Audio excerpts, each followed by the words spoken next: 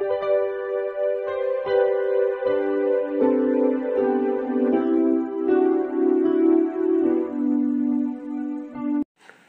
Students, প্রথমেই UK educational টিপসের পক্ষ থেকে তোমাদের সকলকে স্বাগত জানাই।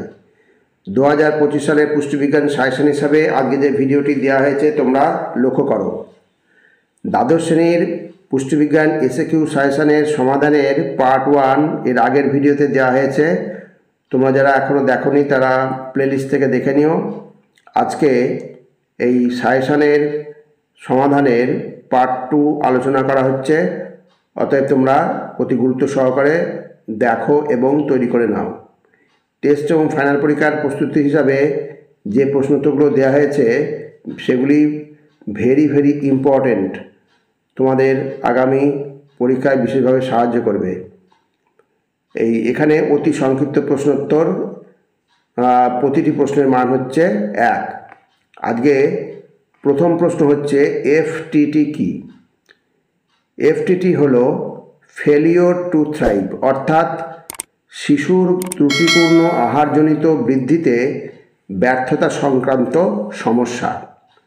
নেক্সট প্রশ্ন হচ্ছে টপ মিল্ক বলতে কি বোঝো?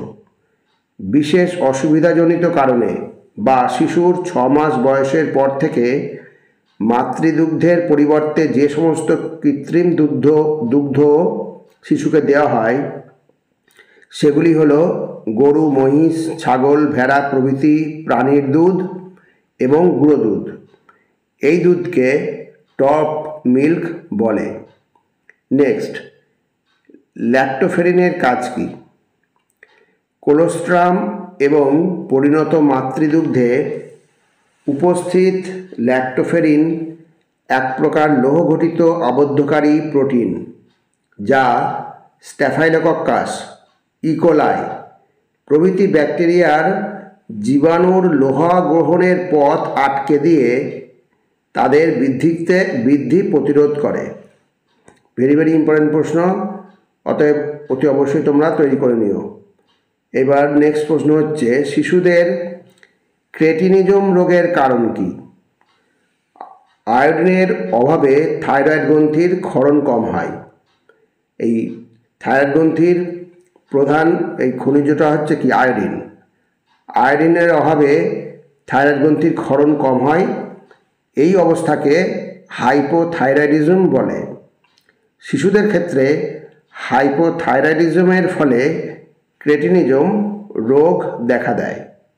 নেক্সট, মর্নিং সিকনেস বলতে কি বোঝো? গর্ভাবস্থায় চিন্তা, উদ্বেগ, অনিদ্রা প্রভৃতি কারণে সকালবেলায় বমি ভাব লক্ষ্য করা যায়। গর্ভাবস্থায় এই ধরনের উপসর্গকে মর্নিং সিকনেস বলা হয়। নেক্সট, আমাদের দেশের গর্ভবতী মহিলাদের ক্ষেত্রে বেশিরভাগ সময় কি ধরনের রক্তাল্পতা দেখা দেয়?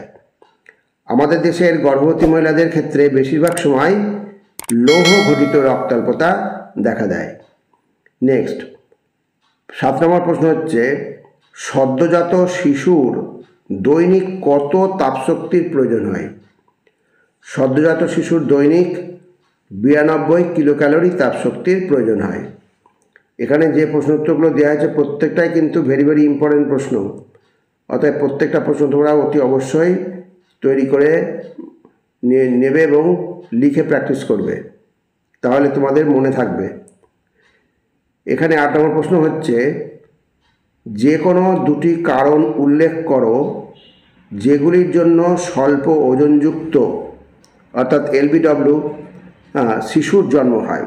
স্বল্প ওজনযুক্ত শিশুর জন্ম হয়। তাহলে স্বল্প ওজনযুক্ত শিশুর জন্মগ্রহণের 2টো কারণ হলো, প্রথম কারণ হচ্ছে গর্ভবতী মা অপুষ্টিতে ভুগলে স্বল্প ওজনযুক্ত শিশু জন্মগ্রহণ করে। আর 2 নম্বর হচ্ছে গর্ভবতী মা যদি হৃদরোগে আক্রান্ত হয় তাহলে স্বল্প ওজনযুক্ত শিশু জন্মগ্রহণ করতে পারে। নেক্সট, কোলোস্ট্রামে কোন খনিজ সর্বাধিক থাকে? কোলোস্ট্রামে ক্যালসিয়াম উপাদানটি সর্বাধিক থাকে। তাহলে খনিজ উপাদানটা কি? ক্যালসিয়াম। নেক্সট 10 নম্বর, শিশুর মস্তিষ্ক বিকাশে সহায়ক কোন অ্যামাইনো অ্যাসিডটি কোলোস্ট্রামে বেশি থাকে? শিশুর মস্তিষ্ক বিকাশে সহায়ক ট্রিপ্টোফ্যান নামক অ্যামাইনো অ্যাসিড। এই ভালো করে মনে রাখবে, অ্যামাইনো অ্যাসিডের নাম হচ্ছে ট্রিপ্টোফ্যান।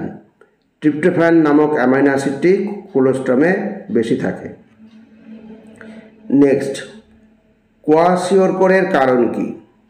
এই তোমরা জানো ম্যারাসমাস আর কোয়াশিওরকর এই প্রোটিনের অভাবজনিত রোগ PEM, এটা তোমরা ভালো করেই জানো। Protein energy malnutrition.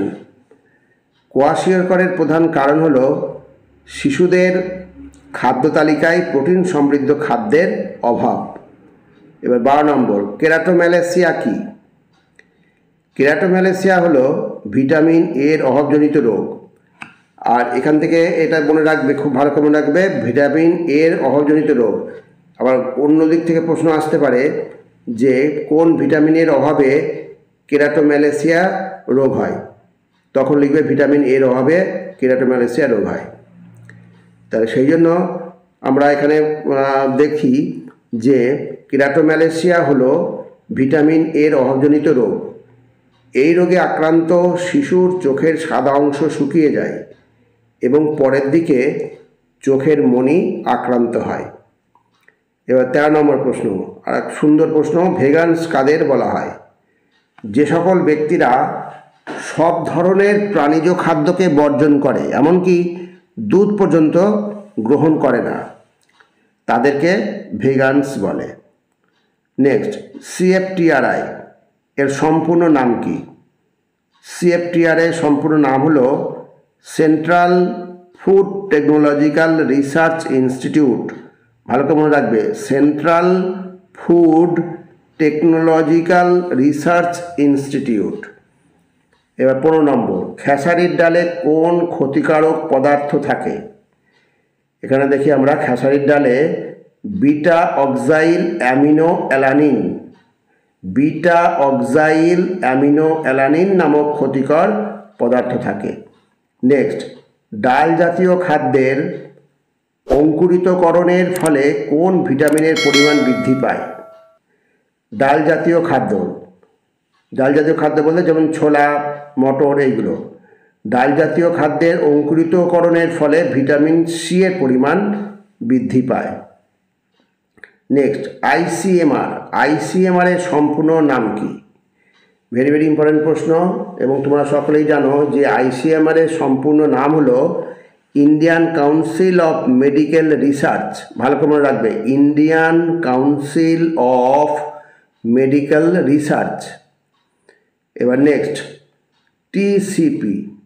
TCPর পুরো কথাটি দিতে পারে, তখন তোমরা লিখবে ট্রাইক্রেসাইল ফসফেট।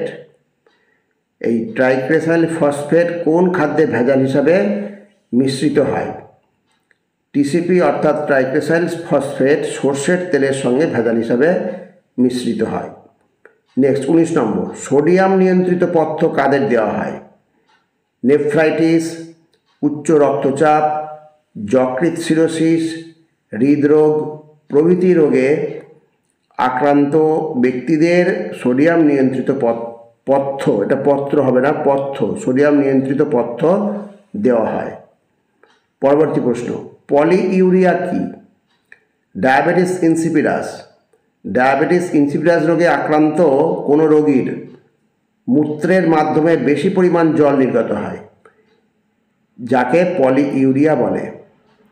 এই ভালো করে মনে রাখবে, ডায়াবেটিস ইনসিপিডাস রোগে ওই বৃক্কনালিকায় জলের পুনঃশোষণ কমে যায়, জলের পুনঃশোষণের হার কমে যাওয়ার ফলে ঘন ঘন মূত্র ত্যাগ হয়। এই ডায়াবেটিস ইনসিপিডাস রোগে আক্রান্ত কোনো রোগীর মূত্রের মাধ্যমে বেশি পরিমাণ জল নির্গত হয়, যাকে বলছে পলিইউরিয়া। এইবার 21 নম্বর, পেপটিক আলসারের জন্য দায়ী ওষুধটির নাম কি? পেপটিক আলসারের জন্য দায়ী ওষুধটি হলো NSAIDs জাতীয় ড্রাগ। নেক্সট, অধিক পিউরিনযুক্ত দুটি খাদ্যের নাম লেখো। অধিক পিউরিনযুক্ত দুটি খাদ্যের নাম হলো সার্ডিন, হেরিং প্রভৃতি সামুদ্রিক মাছ ও মাংসের নির্যাস। এছাড়া বিনস বলতে পারো তোমরা, বিনস থেকে পাওয়া যায়। এবার হচ্ছে হু অথবা ইউনিসেফ এর সুপারিশ অনুযায়ী ওআরএস পাউডারের সোডিয়াম বাইকার্বনেট ও পটাশিয়াম ক্লোরাইডের পরিমাণ 1 লিটার জলে কত? ভালো করে মনে রাখবে, 1 লিটার জলে।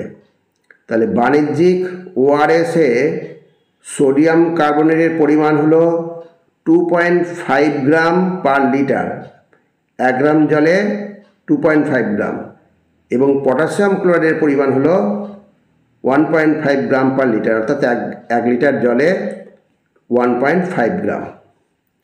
নেক্সট, পলিফাজিয়া কি? তাহলে দেখো, পলিফাজিয়া প্রয়োজনের তুলনায় অতিরিক্ত খাদ্য গ্রহণের ইচ্ছা, এক প্রকারের রোগ। ভালো করে খেয়াল রাখবে, প্রয়োজনের তুলনায় অতিরিক্ত খাদ্য গ্রহণের ইচ্ছা, এটা হচ্ছে এক প্রকারের রোগ হিসাবে ধরা হয়, যাকে পলিফাজিয়া বলে। তাহলে স্টুডেন্টস, প্রত্যেকটা প্রশ্ন কিন্তু ভেরি ভেরি ইম্পর্টেন্ট প্রশ্ন, অতএব এগুলো প্রত্যেকটাই গুরুত্ব সহকারে তৈরি করবে, একটা বাদ দেবে না, সবগুলোই করবে।